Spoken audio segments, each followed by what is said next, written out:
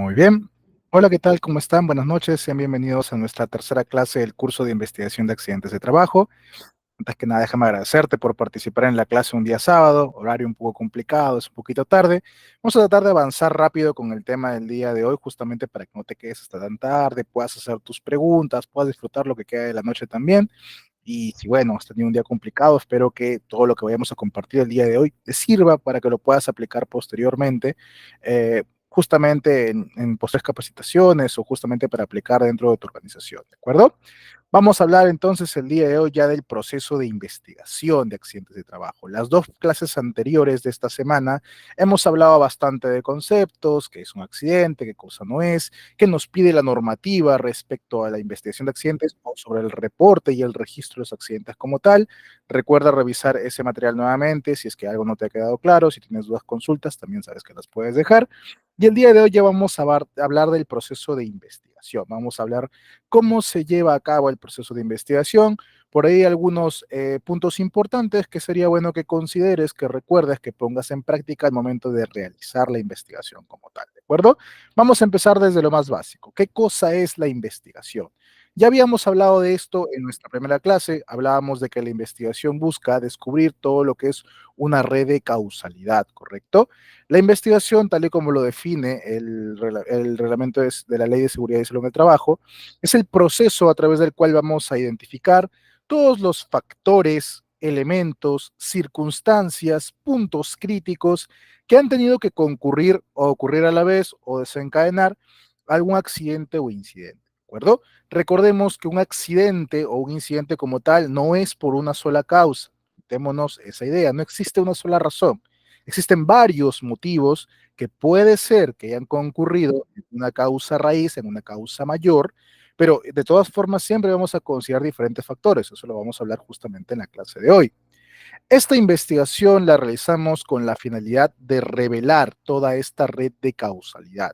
Insisto, no existe un único motivo, existe toda una red de causalidad y es nuestro deber con esta investigación determinar cuál es toda esa red para trabajar en base a la causa raíz y también, obviamente, las demás ramificaciones que surjan de esta causa raíz, ¿ok? De este modo, vamos a poder orientar de forma correcta las acciones correctivas y contribuir a la prevención de más accidentes, de que vuelva a ocurrir el mismo tipo de accidente o incluso anteponernos a que ocurra un accidente peor o un accidente similar o un accidente de otras características que también pueda estar relacionado. Bien, ese es el proceso de investigación. Insisto, yo en la investigación no busco culpables, no busco responsabilizar a alguien o echarle la culpa a alguien. Entendemos que cuando hay un problema de este tipo, asumimos de que todos hemos fallado en mayor o menor medida, pero todos hemos tenido que cometer algún fallo o algún descuido o en algo no nos involucramos. Y la idea de la investigación no es determinar quién tiene más culpa que otro. La idea es determinar cuáles son las causas del accidente para evitar que se vuelvan a presentar nuevamente. Bien. ¿Por qué yo requiero investigar el accidente? En primer lugar, porque esto me va a ayudar a prevenir futuros accidentes. Lo primero que yo quiero, o sea, ¿sabes qué? Ocurrió el evento, nadie quiere que le pase un accidente, pero ni modo, ocurrió, ahora lo que tengo que hacer es evitar que más trabajadores se accidenten. Tengo que evitar que más trabajadores se accidenten de la misma manera o de otras formas que también se pueden evitar, ¿no? Ya me pasó uno aquí, no voy en esta área, digamos que me pasó uno en el área de cortes, en el área de corte. No quiero que me pase lo mismo en el área de soldadura. Oye, me pasó uno por caída a desnivel. Oye, no quiero también que me pase otro por caída de objetos a distinto nivel. Entonces, para eso yo hago la investigación. Voy a evitar que ocurran más accidentes. Forma parte de lo que es la mejora continua del sistema de gestión de seguridad. Te hablaba de esto en las primeras clases, te decía, el sistema de gestión de seguridad sigue lo que es un ciclo de mejora continua, planificar, hacer, verificar y actuar. Y justamente en esta etapa del actuar forma parte la investigación de accidente como una acción de mejora, como una manera de ajustar, una manera de adecuar nuevamente los controles del sistema de gestión para fomentar mucha mayor prevención de accidentes y control de los riesgos. ¿Ok? Por un tema de cumplimiento legal, también tenemos que investigar el accidente. Recordemos que ya lo habíamos visto en la normativa, que el empleador tiene la responsabilidad de investigar todos sus accidentes fatales, incapacitantes leves y también los incidentes peligrosos, incluso las enfermedades ocupacionales. Todos esos puntos tenemos que investigarlo. Por cumplimiento de ley nos lo van a pedir en algún momento si es que nos supervisan, nos fiscalizan o tenemos alguna auditoría. ¿Ok? Por un tema de reducción de costos. ¿Cómo así se relaciona con la reducción de costos? Bueno, esto asociado directamente con lo que es la prevención de accidentes. Si yo prevengo que más accidentes me ocurran, obviamente voy a reducir en gran medida el tema de mayor pérdida, el tema de sanciones económicas, el tema del ausentismo laboral en mis trabajadores. Entonces, esto también va a contribuir a que exista una reducción en los costos de la organización de la empresa. Por un tema de mejora de compromiso también. Cuando ocurre un accidente, es un evento, dependiendo también la gravedad, obviamente, es un evento que repercute en los demás trabajadores. Entonces, ellos te van a percibir de cierta forma. Y cuando ocurre un accidente, es muy probable que el nivel de compromiso de los trabajadores como que te vaya cayendo. Y ellos están a la expectativa y a la espera de la respuesta que vas a dar. Entonces, son dos escenarios diferentes. Digamos, ocurre el accidente. Ocurre el accidente, todos saben que ocurre el accidente, a pesar de que algunas empresas intentan ocultarlo. Entre ellos se hablan, se sale el chisme y se enteran. Entonces, van y con el supervisor al día siguiente, ¿no? Esperan, ¿no? La reunión de inicio y dicen, ¿y ahora qué va a pasar con el accidente? Y llega el jefe y les dice, señores, a trabajar, no pasó nada. Jefe, disculpe, ¿y el accidente? ¿Cuál accidente? No, acá no ha pasado nada. Por si acaso, si alguien les pregunta, aquí ustedes no han visto nada, el señor que no está, por motivos personales, no, a trabajar todos. No quiero escuchar nada del tema. ¿Cómo crees que se van a sentir? Entonces, qué diferente es cuando se vuelven a reunir y el supervisor aprovecha para decir, miren señores, recordemos que el día de hoy hemos tenido tal evento, afortunadamente el compañero está bien, o de repente quizás no es el caso, pueden decir, el compañero todavía se encuentra en situación delicada, esperemos que mejore. Esto nos sirve de recordatorio que tenemos que cumplir con todas las medidas de seguridad, que no podemos confiarnos, que hay que reportar cualquier acto o condición, etcétera. Entonces, de esta manera los hacemos más partícipes, nos comprometemos también a ellos. También obviamente apoya bastante decirle, disculpen, la empresa no le está dando la espalda, vamos a apoyarlo en todo lo que se pueda, ¿no? Hasta su recuperación, esperemos que se recupere pronto, ¿no? Vamos a hacer la investigación, si alguno de ustedes tiene información que nos pueda servir para poder esclarecer bien los hechos, por favor, sea bienvenido también. Entonces, de esa manera fomentamos también la participación y el compromiso de los trabajadores, ¿ok? Es una oportunidad de aprendizaje. No es la forma idónea de aprender, la verdad. Recuerda siempre, la seguridad es más preventiva que reactiva, pero cuando ocurre el evento, de todas maneras nos sirve para poder mejorar, para poder saber en qué hemos fallado, qué nos faltó, qué fue insuficiente, qué otras variables pudimos considerar, qué cosas se pudieron hacer mucho mejor, y de esta manera pues vamos a seguir mejorando con el sistema de gestión de seguridad. Y por último, por un tema de imagen de la empresa, siempre va a ser mejor percibida una empresa que pues tiene a la mano lo que son sus investigaciones de accidentes que una empresa que pues te los oculta, ¿no? Yo el año pasado más o menos tuve, por ejemplo, conocimiento de una empresa del mismo rubro en el cual estoy, que le pasó un accidente, no voy a decir nombres, no voy a decir lugares tampoco, que le pasó un accidente y pues, y supe que lo tuvo porque me llamaron para ayudarlos con la investigación, yo no tenía mucho tiempo, les di algunos alcances rápidos, eh, esperando que pasen por ahí el informe, ¿no? Indicando y nunca lo vi. No, pero de repente, Carlos, lo manejaron al interno, el informe y todo lo demás.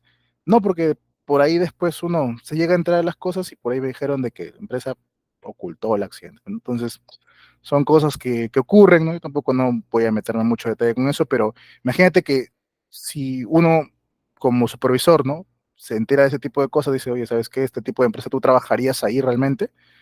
Fue un fatal y ocurre de esta manera, yo preferiría mejor no ni acercarme a esa empresa. ¿Qué va a pasar si mañana más tarde yo cometo un fallo o bajo mi supervisión ocurre algún tipo de accidente y cómo ellos irán a reaccionar, ¿no? Entonces, la imagen de la empresa se puede ver afectada también por ese tipo de cosas. Ya el accidente como tal es un tema delicado, entonces tenemos que tratarlo con la mayor seriedad posible, ¿ok? Ingeniero, ¿y obtengo yo algún beneficio de repente por investigar mis accidentes o de repente, quizás como esas otras empresas, prefiero mejor ocultarlo, ¿no? De repente es mucho más beneficioso para mí. Bueno, en primer lugar, investigar tus accidentes te brinda una mayor confiabilidad a que todos tus siniestros son denunciados y tratados. Esto es importante porque cuando te llega alguna auditoría o fiscalización y tú sabes que estás ocultando información o que no la estás cumpliendo o que no lo tienes a la mano, te vas a poner nervioso. Y cuando estás nervioso no tomas las mejores decisiones. No siempre, ¿no? Algunos que trabajan bien bajo presión, pero no siempre se toman bien las mejores decisiones y como que puedes confundir algunos testimonios, como que puedes dar una versión, luego otra, y entonces te vas a poner nervioso, te vas a complicar demasiado. Lo mejor siempre es tener sincerados todos tus reportes y todas tus investigaciones. Entonces, uno de los beneficios que te va a dar es que te da una mayor confiabilidad, que tienes todo a la mano y que todo es verídico. En segundo lugar, investigar tus accidentes mejora los programas de mantenimiento y otros programas que tengas para controlar los riesgos. Hablábamos de la importancia que tiene la investigación como una forma de aprendizaje o una forma de mejora del sistema de gestión. Entonces, cuando yo lo investigo, logro sacar las acciones correctivas necesarias para poder seguir mejorando en mi control de riesgos. Refleja una genuina preocupación por los trabajadores. Claro, siempre y cuando hagamos la investigación correctamente, no para buscar culpables, sino para proteger trabajadores, para evitar más accidentes, ¿cierto? Queremos reducir los accidentes, queremos evitar muchos más accidentes, más accidentados, más paradas de producción, etcétera. Entonces, uno de los beneficios que también tiene es que reflejamos una correcta preocupación por los trabajadores. Al momento de reducir estas paras, reducir el ausentismo, etcétera, aumentaremos también los tiempos de producción y ayudaremos a reducir pérdidas en la producción. ¿Ok? Y por último, y me parece que una de las formas más importantes, uno de los beneficios más importantes que tiene la investigación es que permite demostrar el liderazgo. ¿De acuerdo? En todo sistema de gestión, principalmente también en el de seguridad, es muy importante evidenciar el liderazgo en la organización, el liderazgo en el sistema de gestión. Cómo una alta dirección o cómo un supervisor demuestra su liderazgo con seguridad, en seguridad, participando, participando activamente en todas las etapas de la gestión de seguridad. Algunos piensan que la parte de liderazgo es simplemente dar recursos, asignar responsabilidades, quizás ir a hacer una visita, ya está, y firmar, y se acabó. Pero no va así, ¿de acuerdo? El liderazgo en un sistema de gestión tiene muchas formas en las cuales evidenciarse. Implementando una política, sí, asignando recursos, eso sí es correcto, recursos y responsabilidades, participando en reuniones, participando en las capacitaciones, haciendo la investigación de accidentes, fomentando la conformación del comité, etcétera.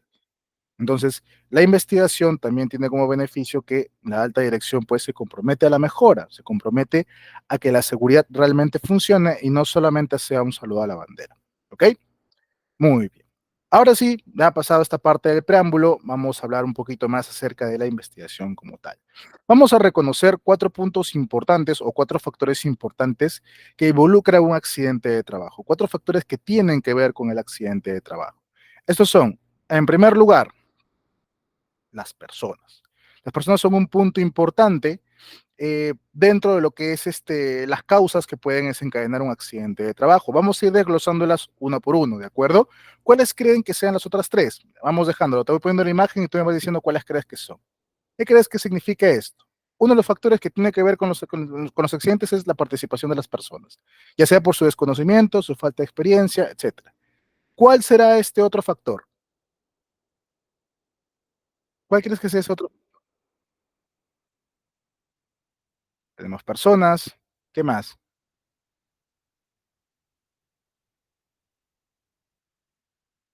Orden y limpieza. Ok, eso forma parte del cuarto factor, pero sí. Esta imagen de aquí, ¿qué crees que represente? Esta imagen de aquí representa los equipos. Los equipos o la maquinaria. Eso también forma parte como un factor que involucra un accidente de trabajo. ¿Cuál otro más podría ser? ¿Qué será esto? Máquinas defectuosas, correcto, Carlos, sí. ¿Qué más podría ser? Materiales, correcto. Los materiales también pueden formar una causa de por qué se produce un accidente de trabajo. Y por último, lo que me mencionaba en el orden y limpieza, el ambiente. Estos cuatro factores son aquellos que pueden involucrarse y pueden desencadenar un accidente de trabajo. Vamos a hablar de cada uno de ellos. En primer lugar, tenemos a las personas. El error humano se puede deber a dos motivos. particular. ¿Un acto subestándar o un factor personal? Estos dos eh, puntos que pueden parecer similares los vamos a detallar un poquito más en la siguiente clase del día martes, cuando hablemos de análisis de causas y hablemos del modelo de causalidad de pérdidas.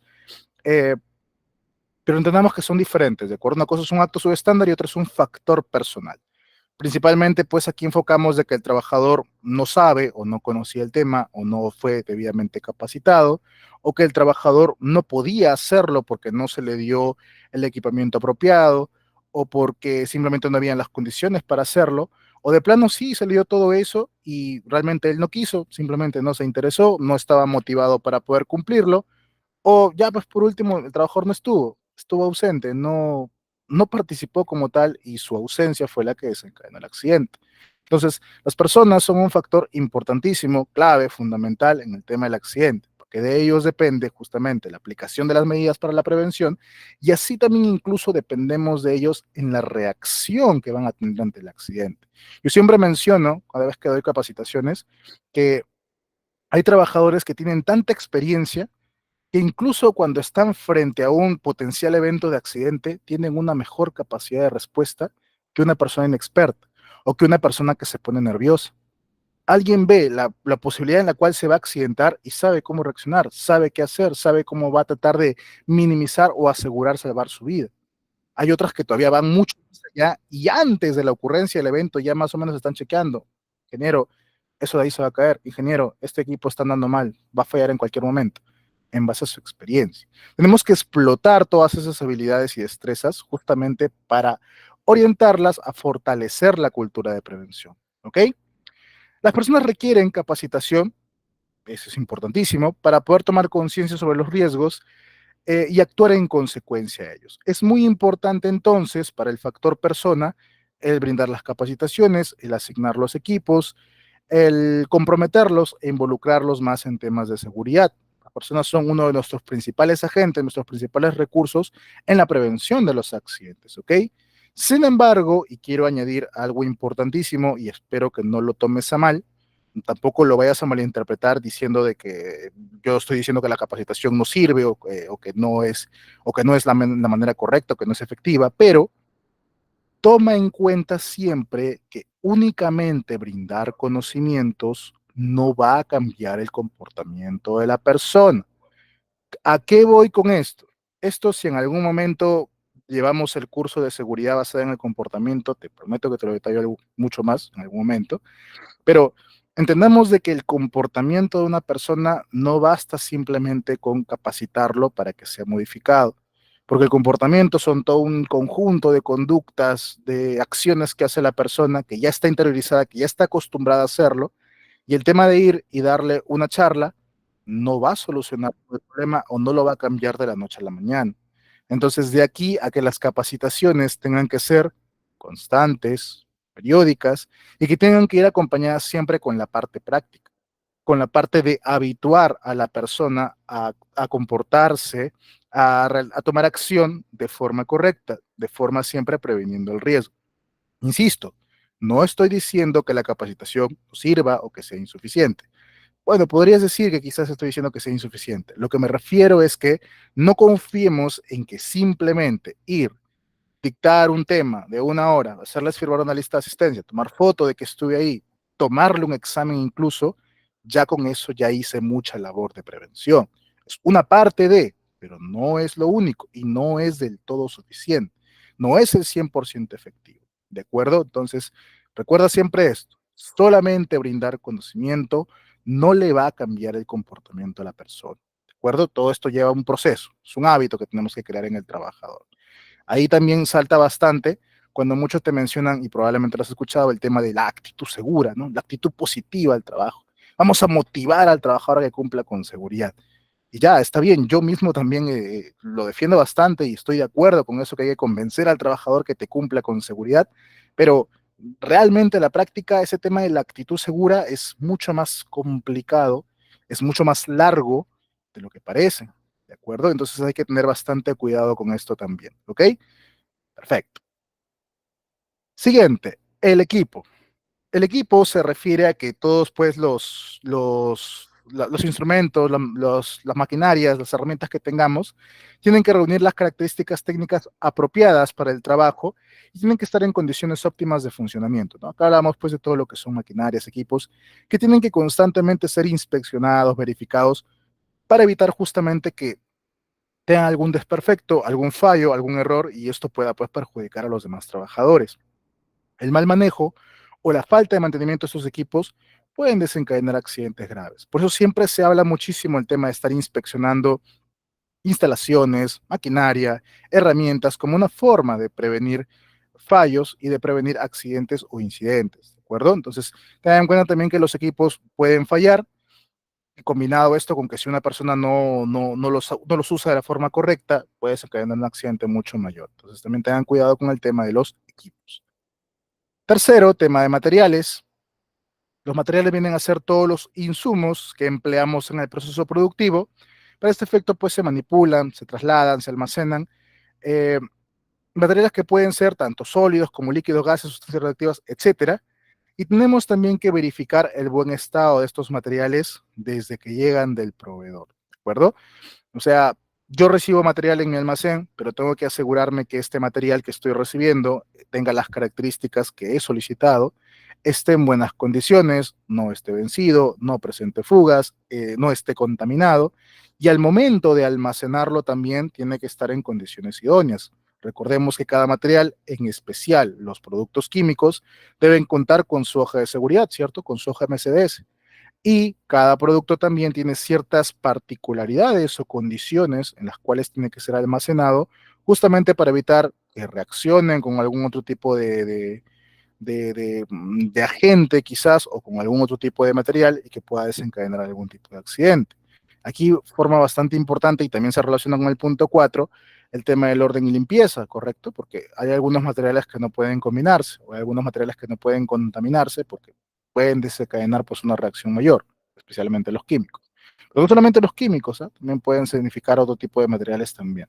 Entonces hay que tener bastante cuidado con la inspección del material, el buen manejo del material, la difusión o tener a la mano las hojas de seguridad, principalmente tenerlas siempre a la mano, porque en estas hojas de seguridad nos van a indicar qué cuidados hay que tener sobre el material, qué hacer si entra en contacto con la persona, etcétera. Eso también se tiene. Eso lo puedes solicitar directamente al proveedor o en todo caso tú puedes tratar de desarrollar tú mismo tu propia hoja de seguridad. Aunque generalmente los proveedores sí te proporcionan esta hoja.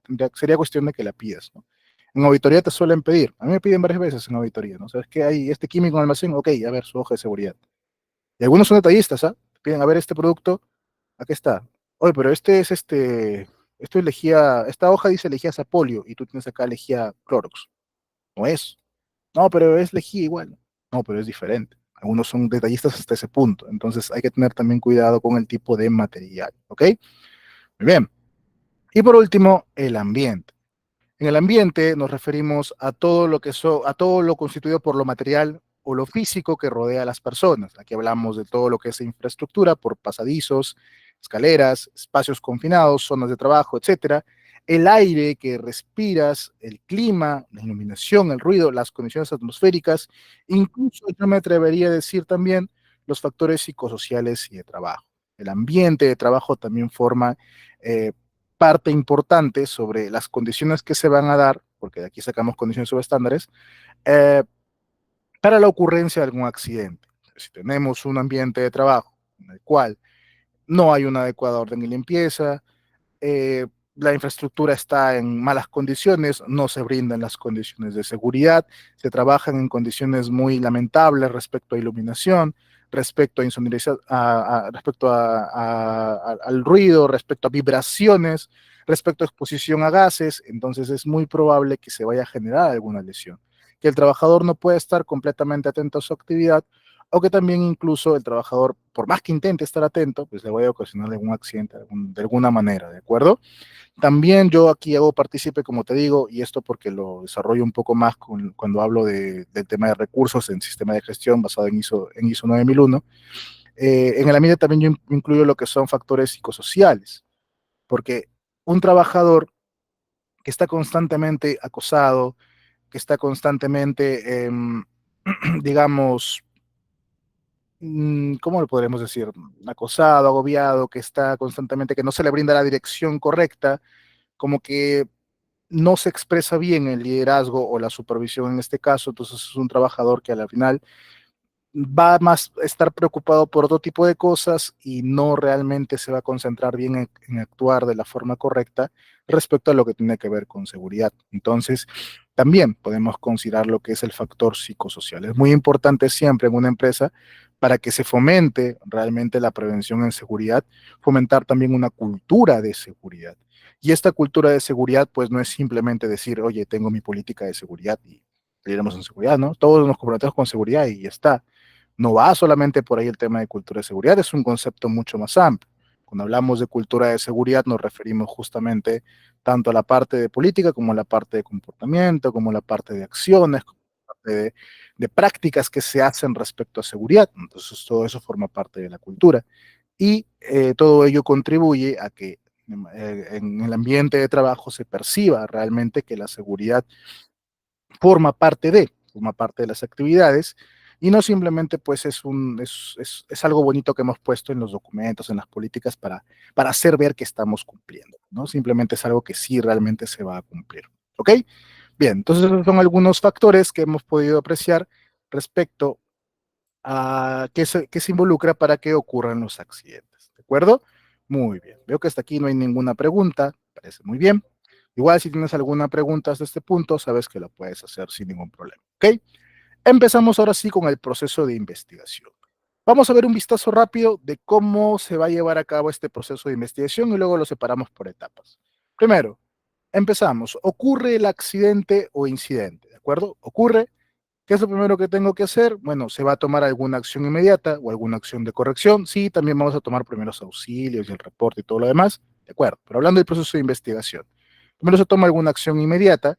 Esas acciones inmediatas o de corrección, ya te lo explicaba en las primeras clases, tratan directamente lo que podemos ver, ¿no? Lo visible, lo rápido, lo inmediato. Por eso se llama acción inmediata o acción de corrección.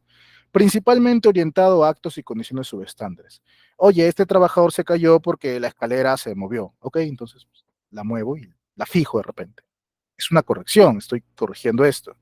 Oye, yo me resbalé porque el piso estaba, no sé, mojado. Ok, traigo un trapo y lo seco. Corregí. Oye, aquí una persona se chocó porque había unas cajas tiradas y no, nadie los levantó. Ok, las levanto y se acabó.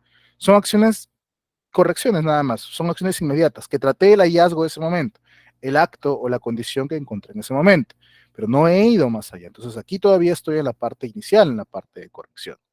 Luego de esto, porque las correcciones a veces sí son importantes, ¿no? Hay eventos que definitivamente no las podemos dejar ahí tanto tiempo, hay que tomarlas. Pero luego de esto, lo importante es llevar a cabo el proceso de investigación. Aquí la investigación es más amplia porque en esta investigación no me voy a quedar solo con el acto y condición, y que te quede muy claro esto, porque me ha tocado revisar algunos informes de accidentes, de reportes de incidentes o de accidentes, y me detallan muy bien sus actos y condiciones. Y cuando se van a los siguientes niveles, causas básicas y faltas de control, se cayeron por completo. Hay algunos que son peores, algunos que entre acto y condición por ahí se confundieron o se mezclaron o se duplicaron y puchas, se fue toda la investigación, no va a servir. Entonces, no basta únicamente con detectar actos y condiciones, como lo habíamos visto en las primeras clases, sino que hay que ir más allá, ¿de acuerdo? Eso lo vamos a ver más a detalle en la siguiente clase. Entonces, hacemos la investigación de accidente y en esta investigación prioritariamente vamos a establecer la red de causalidad, ¿no? Vamos a hacer un análisis de causa para saber por qué ha ocurrido el accidente. Aquí también en esta etapa lo que vamos a hacer es revisar la matriz hiper y la eficacia de los controles. Forma parte del proceso de investigación, pero cuando ocurre el evento, voy a tener que obviamente revisar mi parte documentaria y determinaré si efectivamente consideré todos los peligros y riesgos y si los controles que he puesto se han activado y si sí se activaron, de repente fueron insuficientes y habrá que cambiarlos. Entonces, forma parte también de esto. Bien, una vez que hagamos todo esto, propondremos con el mismo informe las acciones correctivas. Ok, ya tengo mi análisis de causa, ya sé cuál fue la causa raíz, ya sé por qué ocurre el accidente. Entonces ahora tengo que darle tratamiento, ¿no? Tomaré una acción correctiva. Esta acción correctiva ya no se trata solamente del acto como tal. Tenía un trabajador que se cayó porque la escalera se movió y la mandé fijar. Muy bien. ¿Y por qué no estaba fijada antes? Ah, es que nadie nos avisó. ¿Por qué nadie te avisó? No, es que los trabajadores no reportan actos y condiciones. Ah, espera, acá hay un problema mucho mayor. Entonces no se trata solo de una escalera que no está fijada. Se trata de que hay trabajadores que saben que hay cosas que están yendo mal y no las están reportando. ¿Por qué? ¿No les dijeron? No hay un canal para que ellos reporten. En algún momento de repente ellos han reportado y nadie les ha hecho caso. Hay que corregir esto. Ya eso sería una acción correctiva. Voy más allá, ¿correcto? ¿Por qué este piso estaba mojado y este trabajador se cayó? Ah, lo que pasa es que la señora de la limpieza no tiene un horario, ¿no? O sea, el horario le ha dicho que vengan cuando quiera, pero no tiene horario para eso. Ya, bueno, el horario que ella pueda, pero ¿por qué no han puesto un cartel para que indique, ¿no? Que está el piso mojado? Ah, no, eso no se ha comprado. ¿Por qué no se ha comprado? Entonces, eso también tenemos que verlo para adquirirlo. ¿Se entiende? Entonces, voy mucho más allá. No trato solamente el hallazgo como tal, voy directamente a la causa de por qué se desencadenó el accidente. Obviamente esto lo propongo dentro del informe como recomendación, como mejora, y también tengo que implementarlo. No va a quedar solamente en el informe como muy bonito que voy a hacer y al final no lo hago, o solamente hago lo que quiero o lo que puedo, o lo que me acuerdo. No, tiene que haber un control y hay que cumplir. ¿Ok? Entonces, al cabo de cierto tiempo de de haber propuesto esas acciones, va a haber un plazo que uno determinará cuál será el plazo más idóneo. Algunos ponen plazos de una semana, otros de un mes, otros de 3 meses, el tiempo que ustedes consideren correcto. Lo ideal sería siempre que sea el menor tiempo posible. Entonces, lo que haremos será medir la eficacia de las acciones. Ya tengo mi acción, muy bien, la implementé, perfecto, ya cumplí. Momento, cumpliste tu acción. ¿Y tu acción realmente sirvió? ¿Realmente funcionó? Porque puede ser que yo haya implementado acciones y realmente esta acción al final no me ayudó para nada. Oye, mira, yo tengo acá una persona, había identificado de que los transportan actos y condiciones. Entonces yo para eso he diseñado un aplicativo para que ellos entren en el celular y vayan y reporten de forma anónima todos los actos y condiciones que ellos encuentren, ¿no? Ellos tienen tiempo reales de un usuario cada uno, los capacité para que lo hagan y ya está, a esperar. Pasan 2, 3 meses. Ok, mira, se hizo esto. Sí, mira, acá está, se creó el aplicativo. Aquí está mi evidencia de que lo difundimos. Ok, ¿cuántos reportes tenemos? 5. Y tanto para 5 reportes. Y a ver, ¿has hecho inspecciones para ver cuántos más habrá de repente por ahí? Nada, no lo usan. Se hizo la acción decía crear el aplicativo, difundir el aplicativo y se hizo, pero no está siendo eficaz porque el trabajador al final no lo usa. ¿Por qué no lo usa? Bueno, quizás porque no tiene equipamiento, quizás porque pues todavía no entiende por qué es importante reportarlo, etcétera. Entonces, o de repente sí lo reportó y no se ha tomado ninguna acción al respecto, simplemente quedó en reporte y se quedó ahí. Tenemos como 50 actos y condiciones reportados y nadie les ha hecho seguimiento de nada. Tampoco está funcionando. Entonces, hay que medir la eficacia. ¿Qué pasa si yo mido eficacia y en este caso determino que la acción fue insuficiente? La acción no fue eficaz, la acción no me ayudó para nada. En ese caso tengo que volver a replantear mi investigación, quizás en el análisis de causa o quizás en el planteamiento de la acción como tal. Ya eso se evaluará nuevamente después de una revisión. Ingeniero, sea que mi informe de investigación yo luego lo puedo cambiar, puedes como que actualizarlo. Tienes una primera versión y luego haces un informe reformulado o o una nueva revisión del informe y puedes plantear cosas nuevas, ¿no? Porque la idea justamente de la investigación para que cierre es que las acciones implementadas sean eficaces. Por eso es que yo hago el análisis de causas, hasta aquí más o menos habrán unos 10 días hasta sacar mi informe completo, y luego yo determino un mes, 2 meses para plantear mis acciones e ir revisando y ver si efectivamente se cumplieron o no. Porque tienen que cumplirse. Pues si no se cumplen, entonces, ¿qué chiste tiene? No tendría ningún sentido, ¿cierto? Insisto, el informe no solamente es pues para cumplir la ley y ya está muy bonito mi informe, ya lo redacté, todo bien chévere y ya quedó. No, la idea es justamente que me sirva para mejorar mi sistema de gestión, para mejorar los controles en seguridad, ¿ok? Entonces la investigación yo la voy a cerrar cuando ya tenga mis acciones listas y se haya verificado de que fueron eficaces, que realmente sirvieron. ¿Cómo yo voy a medir esta eficacia? Puede ser la manera más básica, por así decirte, de que sé que mi acción fue eficaz o no, es que no he tenido más recurrencia de accidentes.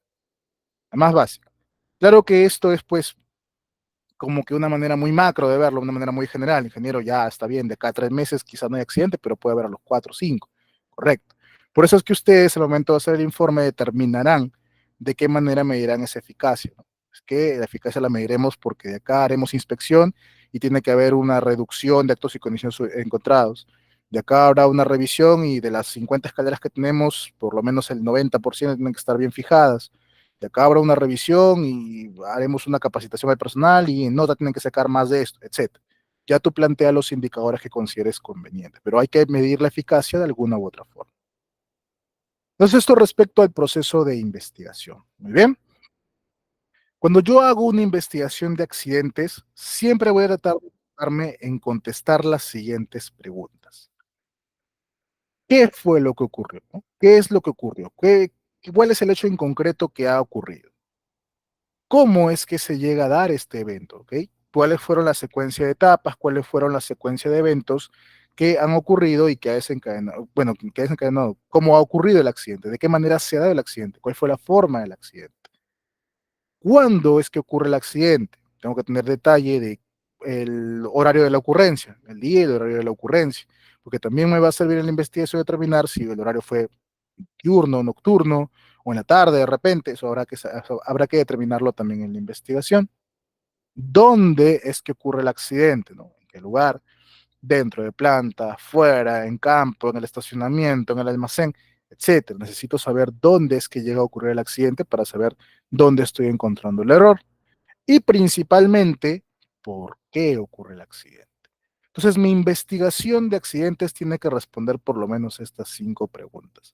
No los vayas a confundir esto con lo que vamos a ver luego en la entrevista a los testigos, pero sí enfócate en que tu informe debe por lo menos contestar estas 5. Principalmente yo te diría que esta, porque muchos trabajan muy bien con estas 4. Pueden describir muy bien su accidente, qué ocurre, cuándo, dónde, cómo, muy bien, pero en la parte del por qué, que forma parte de lo que es el análisis de causas, ahí a veces no va muy bien. Entonces, vamos a enfocarnos bastante en poder responder este por qué. ¿Por qué ocurre el accidente? ¿Por qué ocurre en particular este accidente? Tomando muy en cuenta de que vamos a tratar de evitar el uso del famosísimo exceso de confianza, ¿no? Muy bien. ¿Cuáles son las etapas que vamos a seguir en la ocurrencia e investigación del accidente? En primer lugar, tendremos una respuesta inicial. Ocurre el accidente, habrá una forma de responder, una forma de dar respuesta inicial a este accidente, a la ocurrencia de este accidente, que forma parte por ahí del grupo de lo que es primeros auxilios, reporte, etcétera. Eso lo vamos a ver ahorita con forma de detenimiento. Luego seguiremos una etapa de recopilación de información y evidencias. Muy importante, aquí te vamos a dar bastantes tips de cómo hacer esta recopilación de información y las evidencias. Luego la parte central del informe, una de las partes más importantes, el análisis de causas. Yo requiero que este análisis de causas sea correcto, sea imparcial, esté bien hecho, porque a partir de ese análisis de causas es que yo voy a implementar mis acciones correctivas y de mejora. Si yo no he identificado correctamente cuál fue la causa o las causas del accidente, muy probablemente mis acciones correctivas o de mejora, o algunos le llaman acciones preventivas, no van a ser suficientes, no van a ser eficaces. Simplemente voy a poner pues acción por poner. Se me ocurre. Yo tengo un trabajador que se accidenta porque, digamos, ¿qué te podría decir? Ya, estaba haciendo soldadura, el equipo está defectuoso y el equipo falló y explota. Vamos a suponer que explota. Yo hago mi investigación y en causas yo le pongo, como no quiero yo perjudicarme a mí mismo, y digo, no, ¿sabes qué? La causa es que el trabajador se confió. Se confió y no llenó la tesis. Y por eso se accidentó, no llenó la tesis. Lo pongo. Hay algunos que ponen, ¿eh? No, y no llenó el documento y por eso se accidentó. ¿Ok? Entonces, en mi acción correctiva, yo siguiéndome de esto, voy a decir, ok, la acción correctiva es que a todos se les va a obligar a que hagan la TS, se les va a capacitar en cómo llenar correctamente la TS, muy bien. Porque para mí mi causa raíz es la TS. Hace un mes y alguien más sufre otro accidente por falla en el equipo. Yo TS, aquí está, llenó todos los días. ¿Y por qué volvió a ocurrir? Porque mi causa de repente lo que estaba, el problema no era el trabajador, sino el problema era el equipo, que el equipo estaba defectuoso, que nadie se preocupó en inspeccionar si el equipo realmente servía o no, que quizás, incluso yéndome más allá, siendo un poquito más malicioso, que quizá logística no está verificando los productos que te trae el proveedor, o de plano teníamos que ya hacer un cambio de todos los equipos, del equipamiento, para que trabaje en mejores condiciones. ¿entiendes? Entonces, pero si esto yo no lo identifico en el análisis de causa, mi acción correctiva de mejora simplemente va a ser un saludo a la bandera y ya está, y quedó ahí. Por eso es importante que mi análisis de causa sea correcto. Ingeniero, para esto yo también tengo que recopilar bien la información, ¿cierto? Cada una de estas etapas es importante para poder abrir la siguiente, eso sí es indudable. Sin embargo, parte central, como te digo, de tu informe, claro, para hacer yo bien análisis de causa requiere una buena recopilación de información, pero sí es la parte central del informe porque de aquí, de estas causas, es que yo voy a implementar las acciones correctivas. Por eso yo lo considero el análisis de causa fundamental y por eso lo estoy dejando como una clase completa para la siguiente semana, ¿ok? Además, cuando vengan inspectores de Sunafil a revisar tu informe, ellos van a ir directamente o van a ir de forma prioritaria a tu análisis de causa. De frente van a decir, ok, a ver el informe, muy bien, a ver las causas. Sí te preguntarán por todo el demás detalle de si fuiste a entrevistar y todo lo demás y las demás evidencias, sí te lo van a pedir, sí, eso sí, pero sí van a buscar bastante lo que es cómo has llegado a la conclusión de por qué ocurre el accidente. A ver, según su informe, ¿por qué ocurre el accidente? Ah, ya, muy bien. Y a partir de esto, ¿qué van a hacer o qué han hecho ya al respecto? Ah, para eso están mis acciones correctivas y de mejora. Y para tenerlas, necesito pues que mi análisis de causa esté correcto. Y por último, verificar la eficacia de las acciones. No te vayas a olvidar de esto, por favor. Yo tengo mis acciones ya establecidas, las implemento, las cumplo y tengo que evaluar si realmente fueron efectivas o no. Vamos a dejar para la quinta o sexta clase de repente cómo podríamos hacer esta medición de eficacia, ¿de acuerdo? Para que te quede mucho más claro. En un momento vamos a tratar de avanzar. En la clase de hoy vamos a avanzar con estas dos etapas principales, pero estas dos etapas iniciales, la respuesta inicial y la recopilación de información y evidencias. Vamos a iniciar con esas dos. Muy bien, empezamos entonces con la etapa uno, la respuesta inicial. ¿Qué tenemos que hacer si me ocurre el accidente? En primer lugar, ocurre el accidente, no ocurre el evento, estás en campo de repente y lo ves que el trabajador se accidenta, o estás en oficina realizando algún informe, algún reporte, informando de que tienes 0 accidentes en lo que va del año, y te llaman y te dicen, señor, ocurrió el accidente, jefe, ingeniero, ocurrió el accidente. Bah, tocó ir a ver qué fue lo que ocurrió. Entonces, lo primero es tomar control de la situación. ¿A qué nos referimos con esto? Tratar de reducir el ingreso de curiosos, tratar de reducir mayores pérdidas también de otro tipo de personal. Primero tenemos que asegurar la zona, porque cuando ocurre un accidente, van a haber muchos que se van a quedar cerca, van a haber muchos que se van a acercar más, a tratar de tomar fotos, videos, y hay muchos que no miden el nivel de peligro que todavía puede estar presente. Entonces es necesario poder acordonar la situación, aplicar nuestro plan de contingencia, ¿de acuerdo? O plan de emergencias, seguramente debes tener.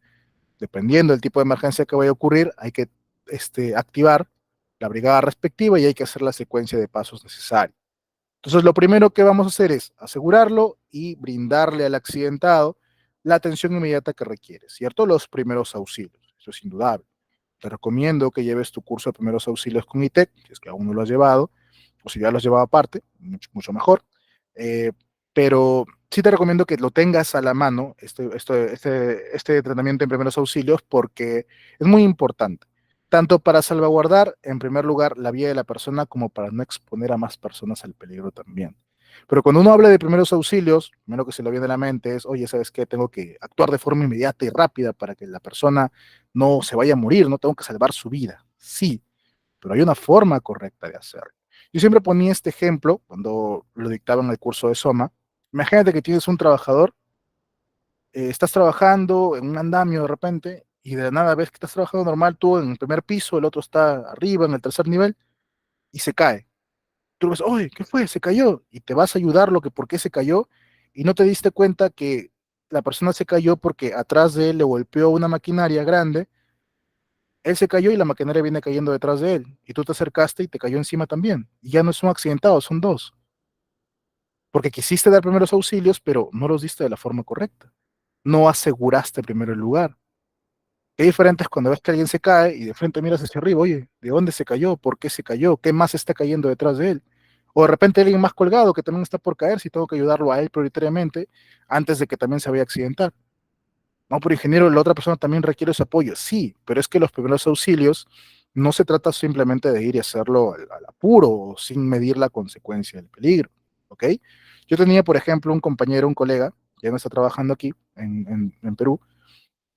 eh, Él me comentaba, él trabajaba en el sector pesquero, por ejemplo, y me comentaba de un trabajador que fallece gaseado.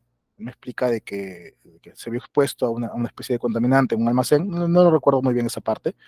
Me indica que fallece, pero cuando hacen la investigación descubren que habían dos personas. Y es que lo que pasó es que había uno que había sido afectado y su compañero que lo había visto ahí desmayado, había tratado de ir también a ayudarlo y sin percatarse del peligro, también había sido afectado por los gases. En consecuencia, habían fallecido los dos. Entonces, son situaciones que se pueden presentar. Yo siempre les pongo también este ejemplo. Ves a un trabajador que se está electrocutando. ¿Vas a ir con tu mano a quitarlo así directamente? No, ¿cierto? Lo primero que tienes que hacer es desconectar la energía. Si no tienes el tablero a la mano, tratar de retirarlo pues con algún elemento aislante, una pértiga, lo ideal, o con un palo de escoba, pero de madera. De alguna manera no va a ser con la misma mano, porque si no, pues también te vas a afectar tú. Entonces, la idea justamente de primeros auxilios es darlo de la forma correcta. Por eso te recomiendo que lleves el curso de primeros auxilios, porque son puntitos importantes que te van a servir justamente en la práctica. ¿Ok? Bien. El traslado del centro de salud más cercano tampoco lo puedes olvidar.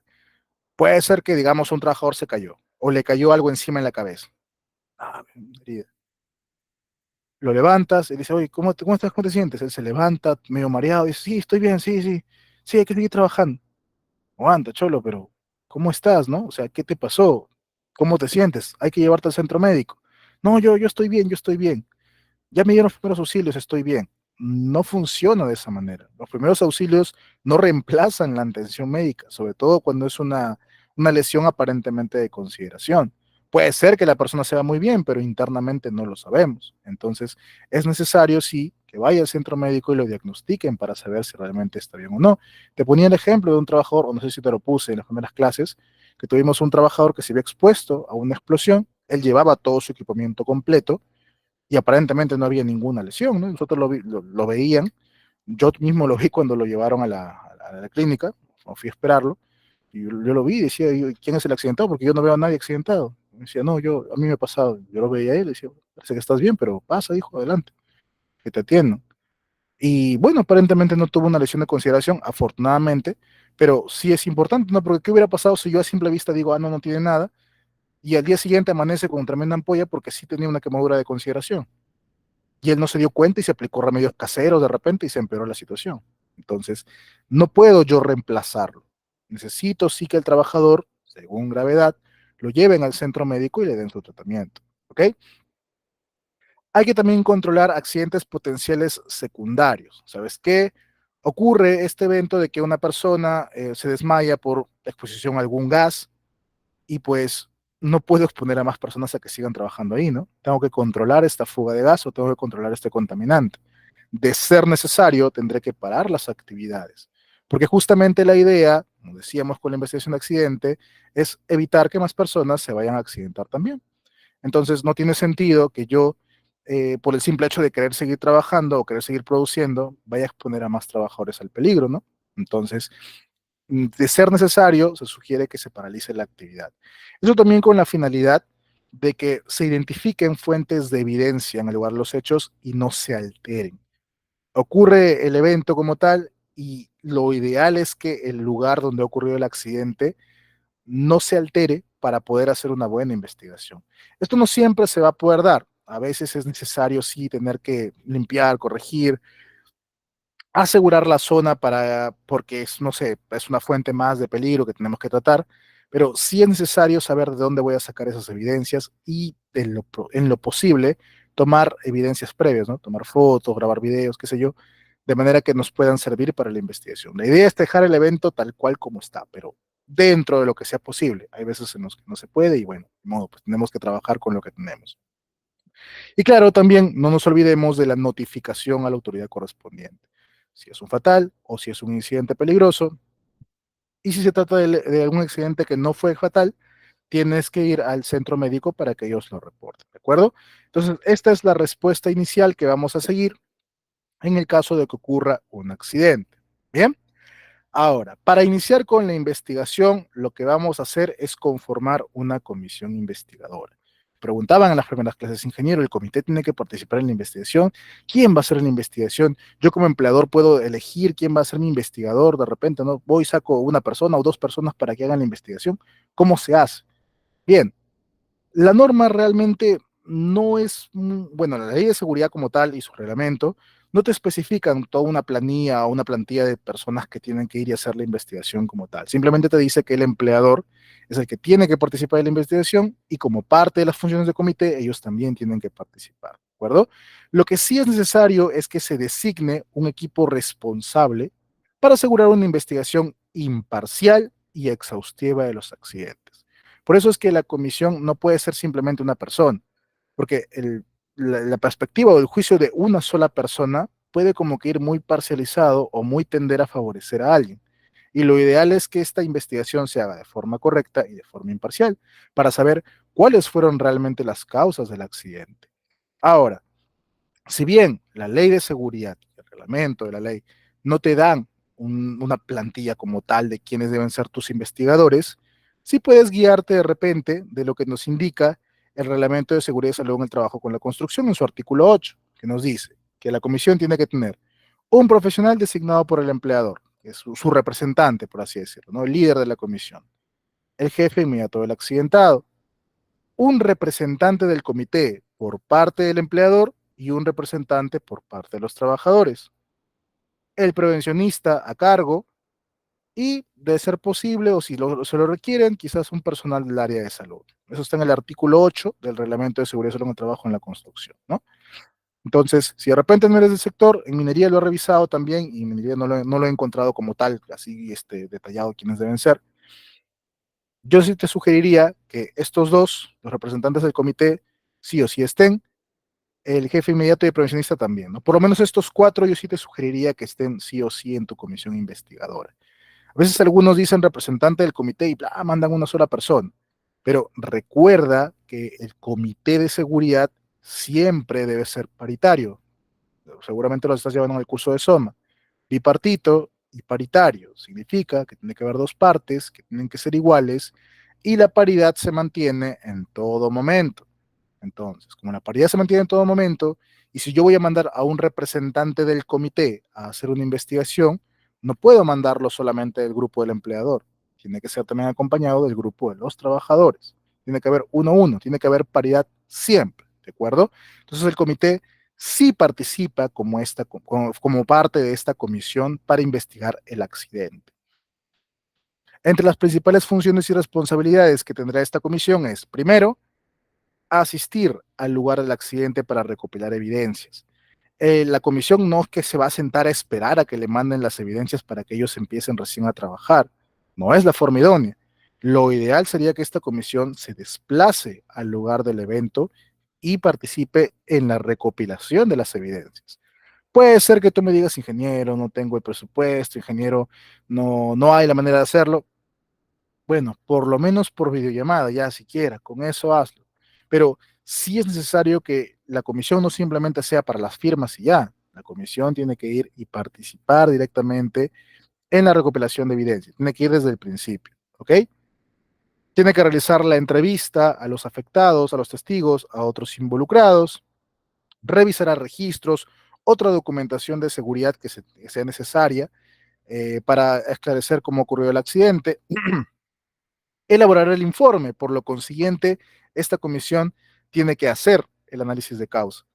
Entonces, por eso es muy importante que cuando hablamos de capacitaciones especializadas al comité, por ejemplo, sí incluyas la parte de investigación de accidente, porque lo sabes, ¿no? El comité de seguridad debe tener capacitaciones especializadas para comité de seguridad.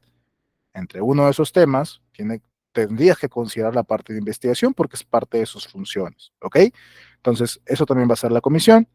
Las acciones correctivas y de mejora y obviamente también evaluará la eficacia de estas acciones, ¿de acuerdo? Entonces, estas son las funciones que va a llevar la comisión investigadora del accidente. Insisto, tiene que ir al lugar de los hechos o participar por lo menos en la recuperación de evidencias, entrevistar a los testigos, revisar todos los registros en seguridad, elaborar el informe, tiene que participar en la elaboración del informe, hacer el análisis de causa y proponer las recomendaciones para la mejora y evaluar las eficacias. Entonces, esta comisión se va a tener que reunir nuevamente después para ver si efectivamente se está o no cumpliendo todo lo que han dispuesto para mejora del sistema de gestión. ¿Ok? Muy bien, vamos a ver si hay alguna pregunta hasta el momento. Oh, ok, sí, tengo algunas acá. Hay una pregunta. ¿El líder de la comisión tiene que ser especializado en seguridad o tiene que tener conocimiento en investigación de accidente? Que eso sea en base a alguna empresa de contrato. ¿No tiene que ver algún supervisor de esa empresa? Ok, muy bien, Javier. Gracias por tus preguntas. Mira, en primer lugar, como te decía, la norma como tal, la ley de seguridad en general, no lo especifica. En el sector de construcción, lo que te ponen es que la comisión la va a liderar quien el empleador determine. Puede ser, ¿no? Que mande a su representante del comité y diga, ¿sabes qué? Esta persona va a ser la que me va a representar y ya está. O sea, la comisión al final la van a conformar prioritariamente el responsable de seguridad, el responsable de operaciones o su jefe inmediato de esta persona, del accidentado, y dos miembros del comité, ¿no? Entre ellos determinarán quién es el más idóneo para ser el líder de la comisión. Yo te sugeriría que sea del comité, ¿no? Te sugeriría que sea un representante del comité, sea trabajador o sea parte empleador, lo ideal. La norma, como te digo, no te especifica cuál es el perfil mínimo que debe tener esta persona. Simplemente te dice que pues tiene que haber una comisión que lo investigue, nada más. Entonces, no es que sea obligatorio que tú tengas que acreditar que esta persona tiene la formación en investigación y tal. Pero sí, si quieres asegurar que realmente se haga bien, lo ideal sería pues que lo capacites, ¿no? Agarra mis diapos y capacítalo con eso y te puede servir. Le haces firmar una lista de asistencia, le enseñas todo lo que estamos enseñando aquí, sin ningún problema también le puede servir, ¿ok? Ah, y en el caso de contratas, cuando ocurre el accidente para una contratista, mira, cuando nos ha ocurrido a nosotros, lo que se ha hecho es lo siguiente. Nosotros hacemos nuestra investigación y la empresa principal hace su propia investigación. O sea, nosotros hacemos investigación por nuestra cuenta, como parte de nuestra empresa, y ellos hacen su propia investigación. Ellos toman como uno de los puntos de partida, uno de los puntos a revisar nuestra investigación también, los resultados de nuestra investigación, por eso nos reducen también plazos para presentarlo, y de ser necesario, pues van y se dirigen también al lugar de los hechos. O sea, casi como si trabajaran como empresas independientes, pero como parte de la investigación que hacen al momento de dirigirse al lugar de los hechos, sí piden acompañamiento de alguno de los involucrados de la contrata. De esa manera es como la van a realizar. O sea, al final ahí quedan casi como dos informes de investigación, el de ellos y el nuestro que nosotros mismos hemos hecho. ¿Ok? Eh, Me dice Seb, el representante del empleador y el representante del comité se asume que hay dos en favor de la empresa. Nadie se acusa a sí mismo. ¿Ok? Entiendo tu punto, Seb. De hecho, si yo te digo que también tiene que estar el prevencionista, se entiende también que es a favor de la empresa, ¿no? Pero es necesario de todas maneras, si bien no quizás, porque la norma no dice que tiene que ser paritario como tal, sí tendríamos que dar a entender a esta comisión que la investigación tiene que ser completamente imparcial, porque, o sea, cuando la investigación no se hace del todo correcto, la SUNAFIL va a llegar, lo va a revisar y probablemente la SUNAFIL determine que algo en el análisis de causas no cuadra.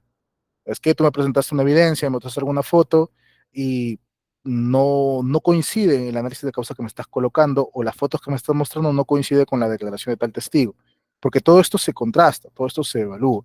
Entonces, sí, de una u otra manera alguna empresa va a tratar siempre de, sobre todo si son malas empresas, van a tratar de tergiversar un poco o de orientarlo hasta cierto bando, pero pues lo que nosotros tenemos que tratar de hacer es justamente, como insisto, es en primer lugar prevenir y en segundo lugar tratar de dar a entender de que esta investigación no se hace con la finalidad de sacar culpables, se hace con la finalidad de evitar que más accidentes te ocurran. Una vez que tú haces mal un informe de investigación o haces mal la investigación como tal, y probablemente nadie te descubra, tú digas muy bien, pero te vas a acostumbrar a hacerlo mal. Y como te acostumbras a hacerlo mal, más adelante te van a ocurrir más accidentes y más accidentes. Y la teoría de la pirámide de accidentabilidad nos dice que mientras más acumules, vas a llegar a uno mucho mayor. Y ese mayor no lo vas a poder ocultar.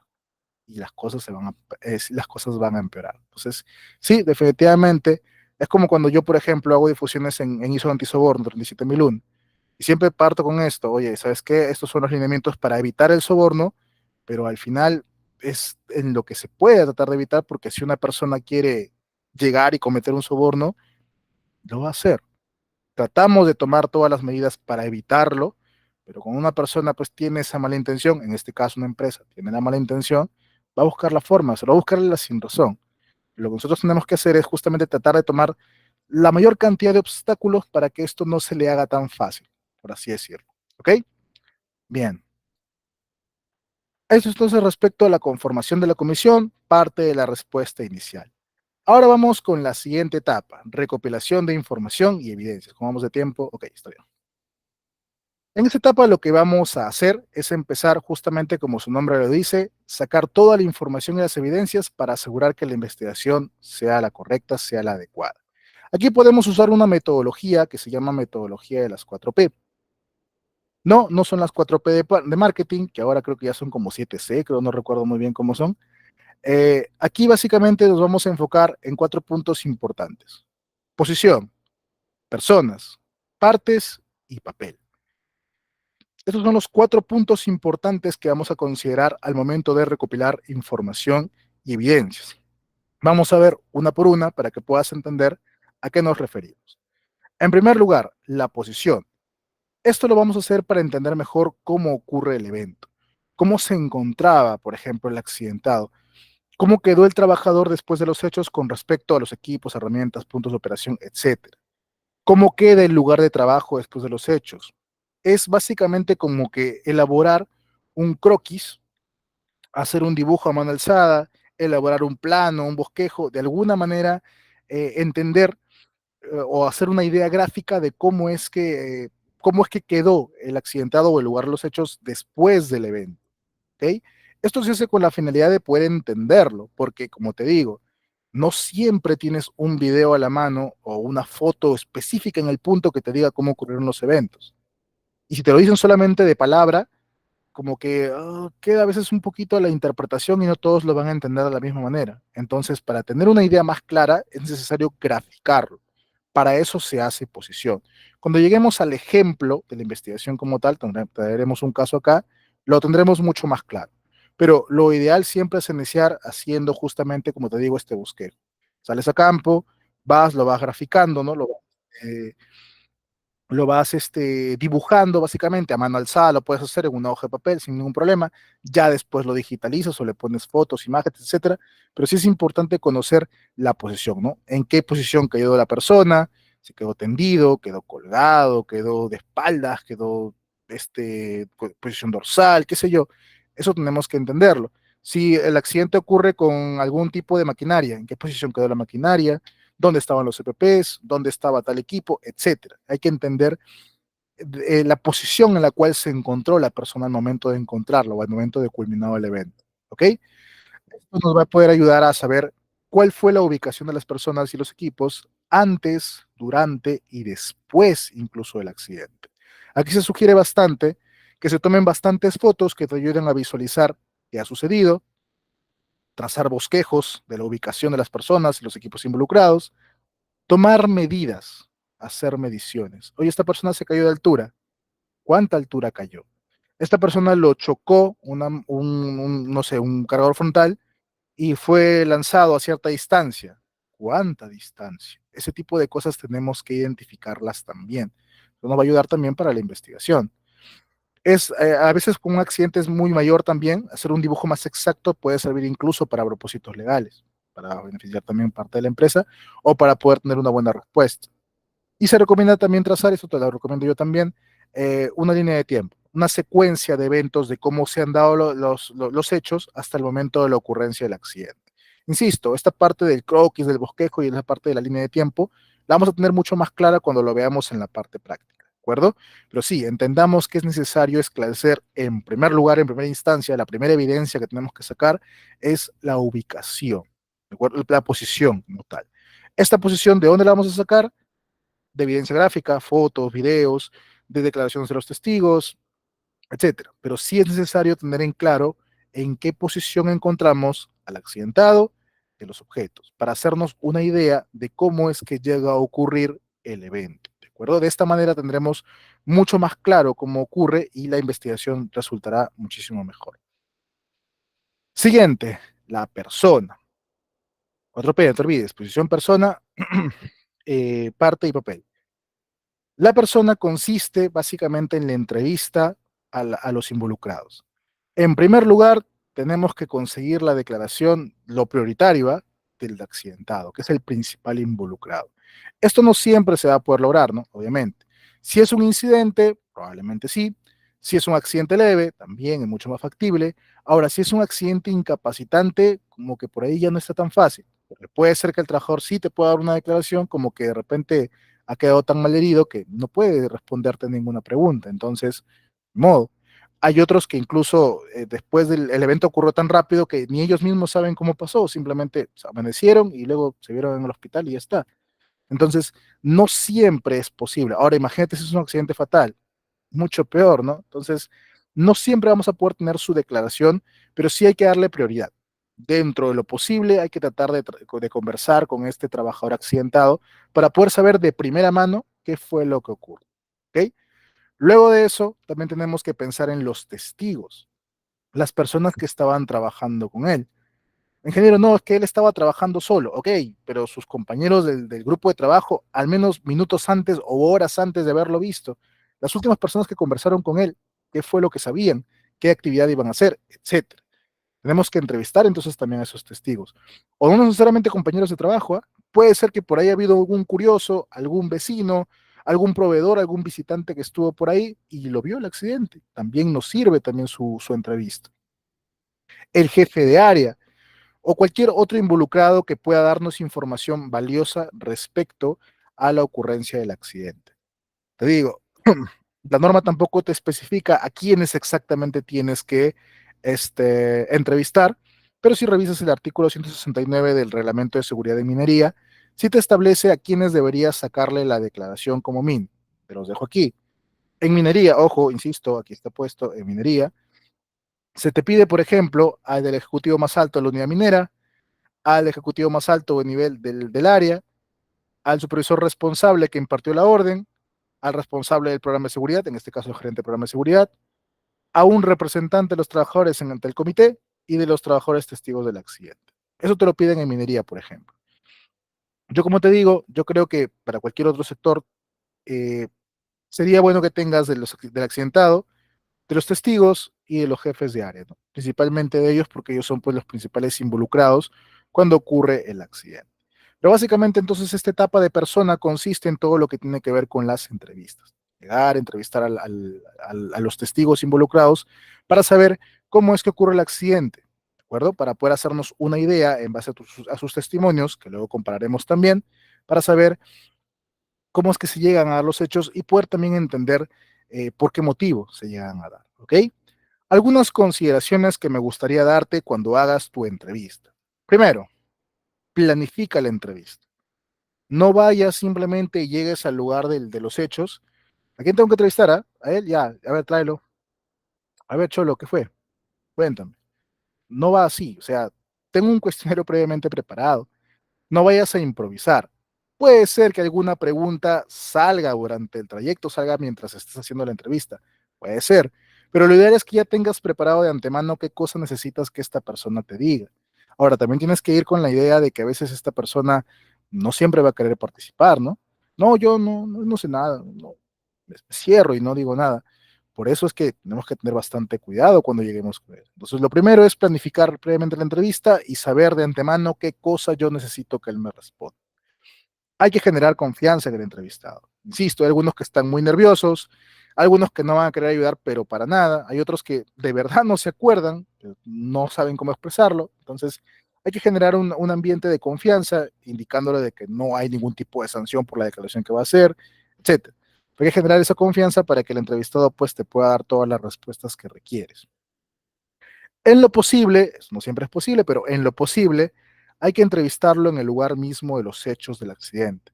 Cosa que de repente, caminando con la persona por donde ocurrió el evento, recuerde más cosas, ¿no? Ah, sí, mire, yo estaba acá, yo me acuerdo que estuve aquí, y cuando estaba acá ocurrió esto, el te hace gestos, te hace muecas, entonces de esta manera, como que le vas a ayudar bastante a que recuerde muchos más datos precisos respecto a la ocurrencia del evento, del accidente como tal. Entrevístalos, eso sí, por separado. Tienes más de un testigo, no los juntes a todos en el mismo lugar a la misma hora, por separado. Porque si tú los vas a juntar a todos, va a pasar lo siguiente. Solo uno va a hablar. O se van a poner de acuerdo entre ellos para todos manejar la misma versión. Y la verdad es que tú necesitas que cada uno de ellos te dé un punto de vista diferente. No versiones diferentes, sino puntos de vista diferentes. Porque de esta manera vamos a complementar la investigación y podremos determinar si alguien nos está ocultando algo o no. Entonces, lo ideal es que estén por separado. Ingeniero, pero de repente ellos ya internamente ya sé que pusieron de acuerdo en algo de repente, ¿no? Ya ellos saben que ellos están en falta, quizás, y como quieren taparse, pues ellos ya dijeron, ¿no? Ya hablaron por WhatsApp y dijeron, ¿sabe qué? Todos vamos a decir esto.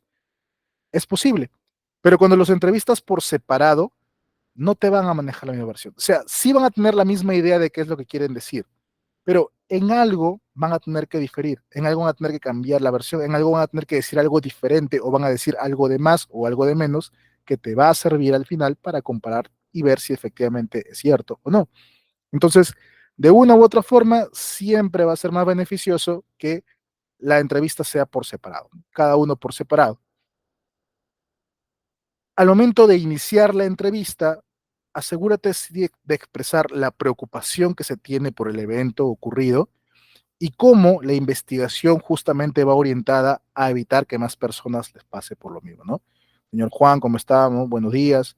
Nos presentamos, somos la Comisión Investigadora del Accidente, ¿no? Lamentamos muchísimo lo que ha ocurrido, pues, es un evento que nadie quiere que le ocurra, lamentablemente nuestro compañero esperemos que se pueda recuperar y bueno, justamente el motivo de nuestra visita aquí es de ninguna manera es acusarlo a usted, ni tampoco ir en contra de los trabajadores, sino al contrario, ¿no? Queremos proveer un entorno más seguro, queremos saber qué cosa ha fallado y para ello necesitamos justamente entender por qué ocurre el accidente, ¿no? Para eso vamos a hacerle algunas preguntas que esperamos usted nos pueda apoyar eh, para justamente cumplir con los fines a los cuales estamos aquí expuestos, ¿no?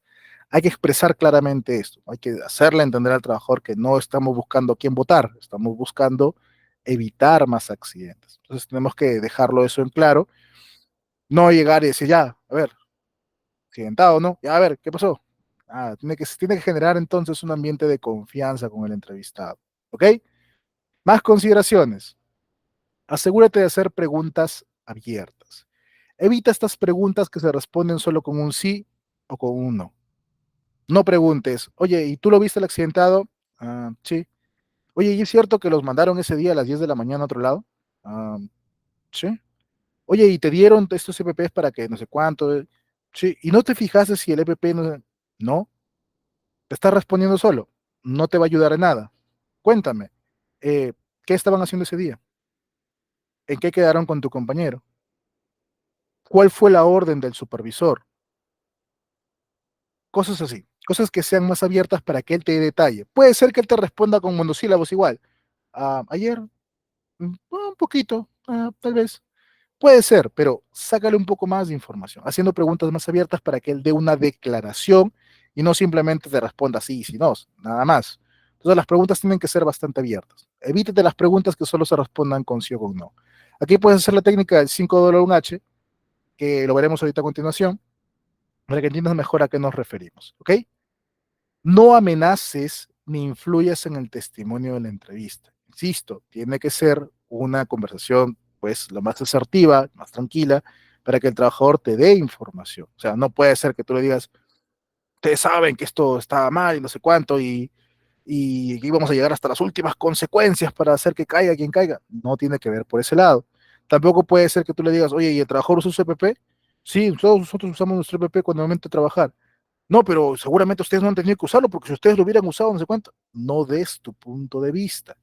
Recuerda que la entrevista tiene que ser lo más imparcial y objetiva posible. No queremos atosigar al entrevistado. Queremos que él nos dé las respuestas necesarias para poder llevar a cabo la investigación. ¿Ok? Esto también me lleva a recordar que tenemos que ser empáticos con el accidentado. No estamos buscando culpables. Si bien la comisión se parece a un grupo de detectives que va a buscar al criminal, a la causa del accidente, nosotros no estamos juzgando a nadie, no estamos buscando culpabilizar a nadie, no vamos a encerrar a nadie, no atacamos al testigo. Entonces nosotros tenemos que ser bastante empáticos con la persona a la cual estamos entrevistando. Escucha atentamente lo que te digan, ¿de acuerdo? procura interrumpir lo más mínimo, de repente una pregunta más explicativa quizás, ¿no? Pero de preferencia escúchalo atentamente y luego de que te termine de contestar, repítele lo que dijo para que te confirme o que te repita nuevamente el relato. Ok, señor, mire, según lo que usted me dice, ¿no? Entiendo, ustedes estaban en el punto a tal hora indicada y de repente usted se aproxima a ver aquí al foso y entonces nota que el compañero se resbala y se cae. ¿Es así? Te puede decir, no, sí, efectivamente, o te puede decir, no, no, no, yo no me acerco, mi compañero se acerca y yo veo que se cae y entonces ahí es cuando ocurre el accidente. Ah, ok. Entonces, haz de esa manera. Escúchalo primero lo que dice, luego tú dale la interpretación que sacaste de lo que te dijo y que te confirme si es, o en todo caso que te repita nuevamente el relato. O si gusta al finalizar, señor, para confirmar, su declaración viene a ser la siguiente, ¿no? Me recomendó que era tal cosa y ocurrió así, y él te dirá sí o te dirá no. Y si te cambia la versión y a ti te pareció que escuchaste bien la primera y si te la cambia, deja las dos.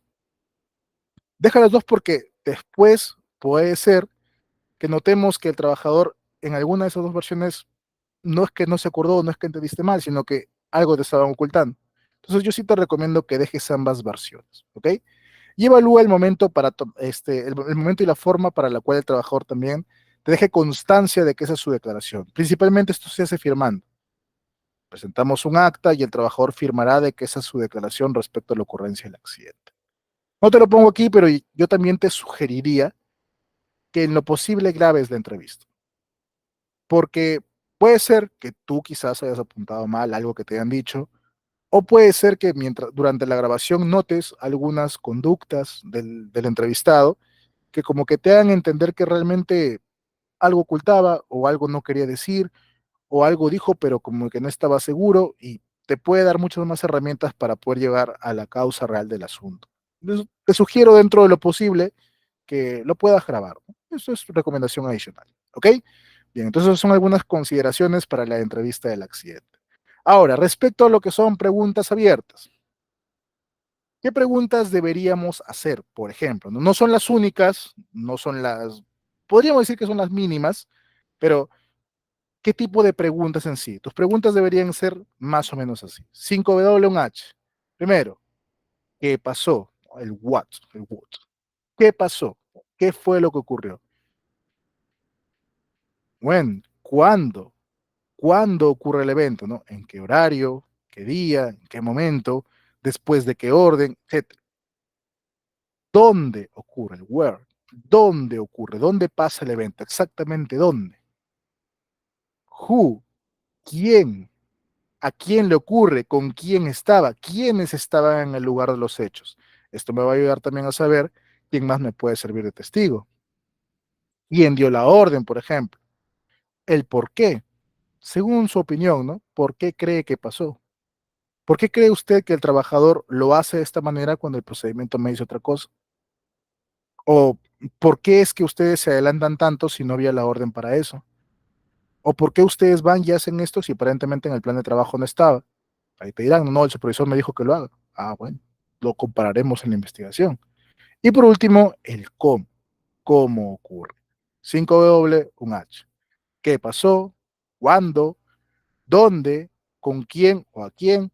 ¿Por qué?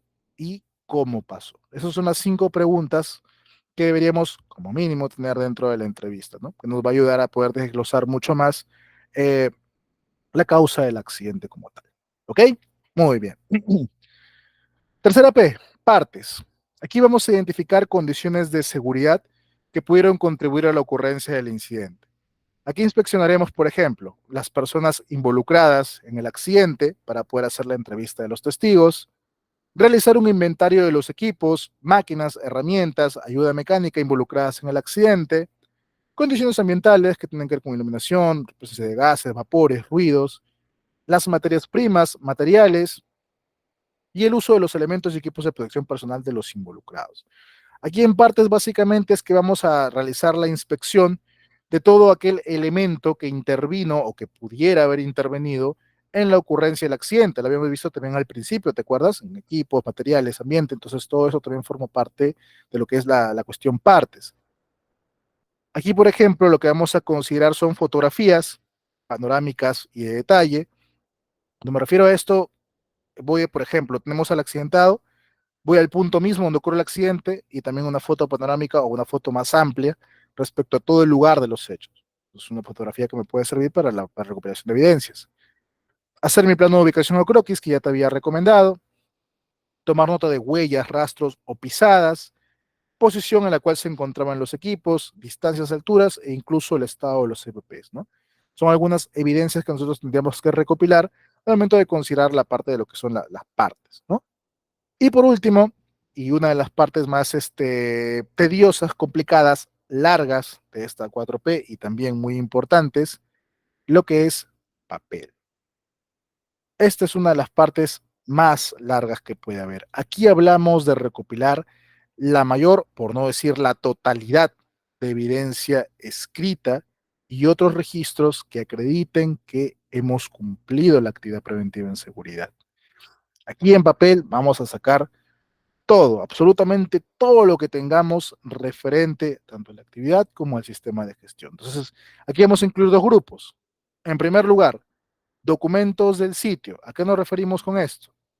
AST, el día de la actividad, la charla de 5 minutos de ese día que acredite que el trabajador accidentado firmó la charla de ese día, el IPRC continuo de la actividad, si es que acaso te aplica, porque no todos les aplica, permisos de trabajo, si acaso les aplica, póliza CTR vigente, donde se figure el nombre del accidentado, checklist de verificación previa de equipos o herramientas el mismo día de la actividad, órdenes de trabajo, plan de trabajo, etcétera.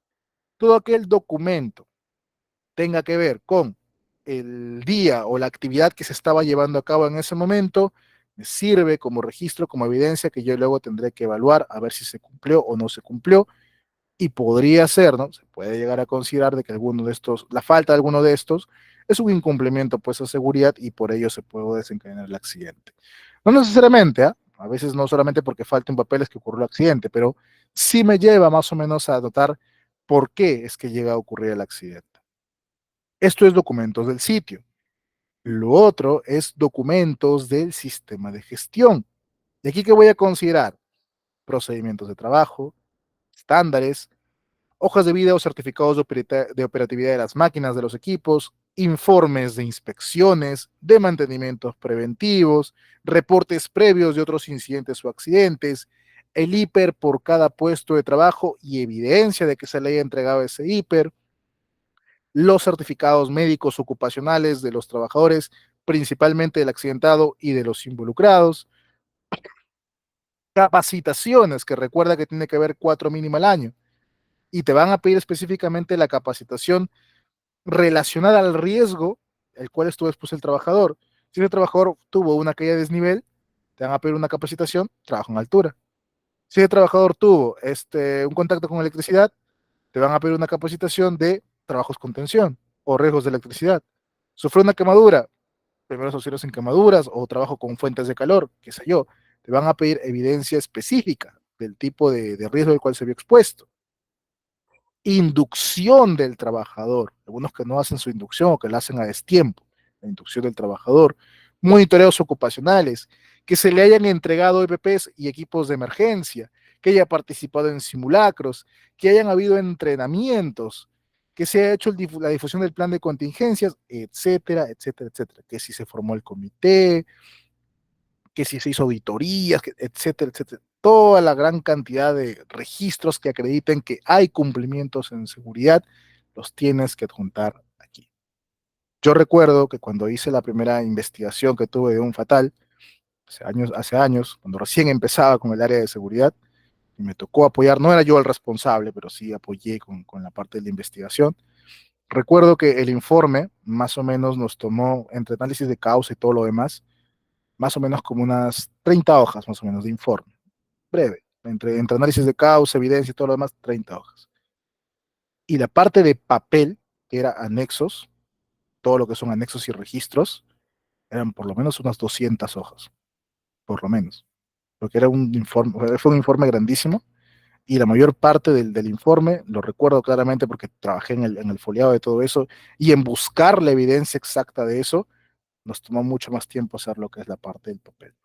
Y es por eso muy importante, insisto, en la parte de prevención, tener todo esto ordenado y a la mano desde antes, desde un principio, tenerlo ahí bien documentado. Pero cuando ocurre el evento, insisto, tienes que buscarlo así. Se accidentó el señor Juan, tengo que buscar todo lo relacionado a este señor Juan, los EPPs que le entregué a Juan, las capacitaciones que le di a Juan, dónde participó Juan. Tengo una lista con 50 trabajadores.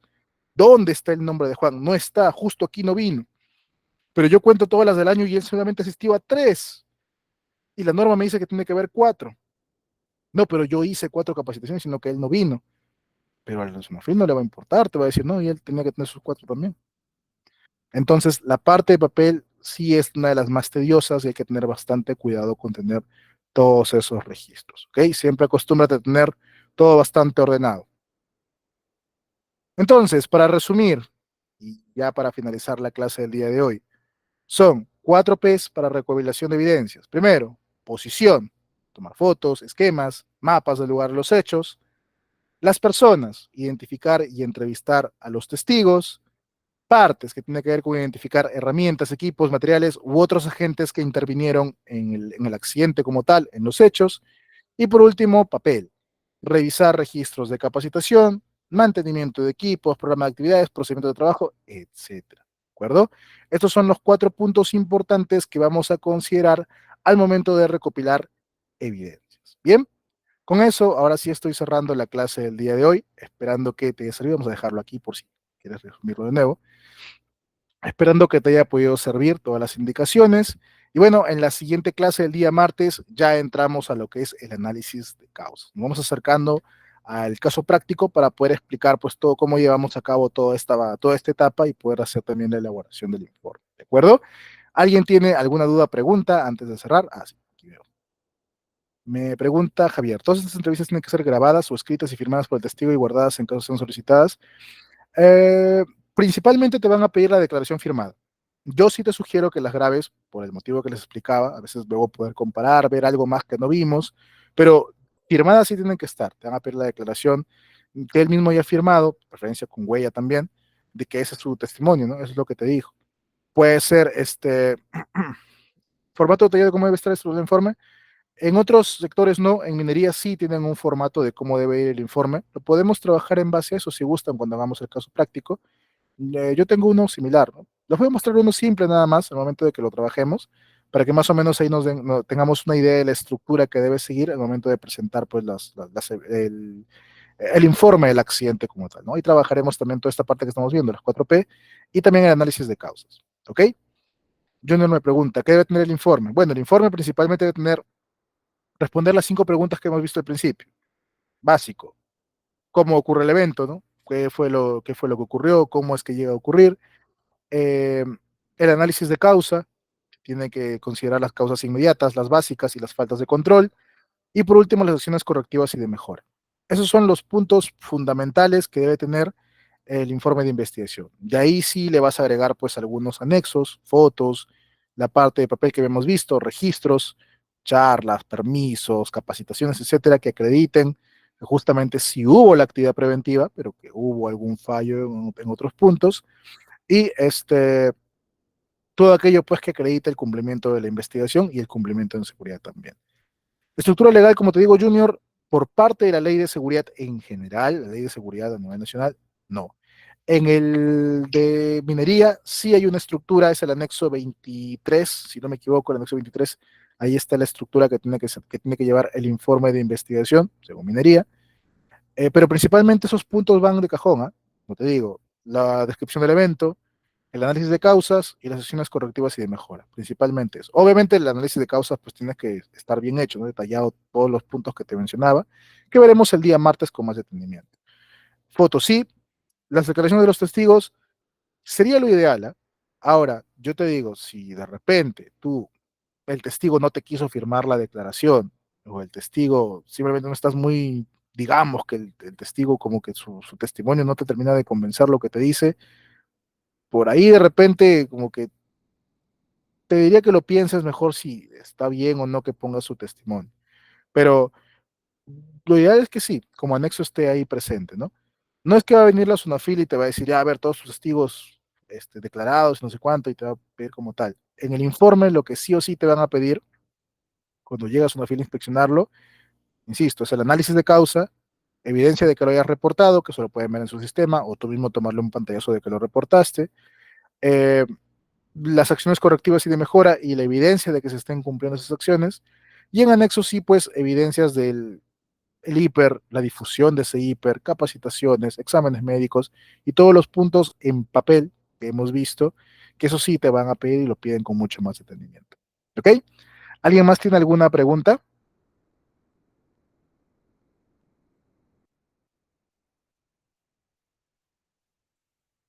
Ok, bien, si no hubiera ninguna otra pregunta, muchísimas gracias por participar en la clase del día de hoy. Espero nuevamente que